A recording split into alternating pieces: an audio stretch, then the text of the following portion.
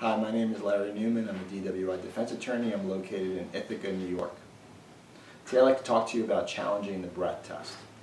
The breath test, or the breathalyzer, also known as the chemical test, is not the test that they do out in the field, or they call the roadside breath test.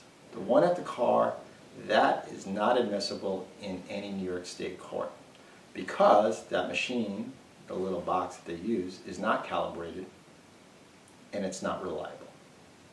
But the chemical test, or the test they give either back at the trooper barracks or back at the police station, that is admissible in court, and that is a breath number that is accepted. So we need to look at three main areas for challenging breath testing, or challenging the box. Number one is, did the breath test operator follow the proper procedures and protocols?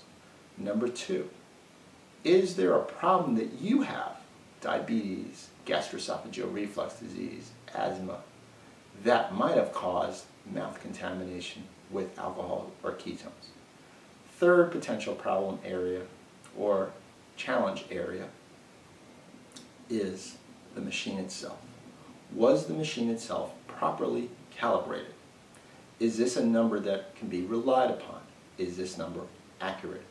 The result that comes out of the machine may not be the real result of what your true blood alcohol concentration was, because the machine itself takes breath alcohol number and then gives a blood alcohol number. It follows averages. It assumes two things. Number one, that your breath coming out of your mouth is 34 degrees Celsius or 92.3 degrees Fahrenheit. That's an assumption built into the machine. Second assumption built into the machine is that your blood to breath ratio is 2,100 to 1. That's the average. Might have been higher, might have been lower. So your blood alcohol concentration might have been higher, might have been lower. So the three areas that we look at are the breath test operators following the procedures, the machine itself, and you when we're challenging a breath test. So number one, the breath test operator has to, number one, check the mouth. Must check the mouth for foreign substances, no dentures, no mouth tobacco, no chewing gum, because all of these things can trap mouth alcohol and cause a skewed breath test result. Number two, the breath test operator must observe a 20-minute observation period directly and continuously before administering the breath test. And the reason for that is to make sure there's no belching, regurgitation, or vomiting of stomach contents back up into the mouth that can also skew the breath test results. The breath test operator must use a fresh breath test mouthpiece. He must not touch this mouthpiece. It must go onto the tube of the machine, and you must blow into it continually, and he must give you proper breathing or blowing instructions. All of these things need to be done, and they need to be done properly. Sometimes with some of the police departments, we get a video. Don't get audio, but we get a video of the actual test being conducted. And that test being conducted on video is great proof to see if they follow the proper protocols and procedures. Number two area, calibration of the machine itself. The machine needs to be calibrated. It needs to be checked at least 3 times per week against a known solution of alcohol with a known concentration of alcohol.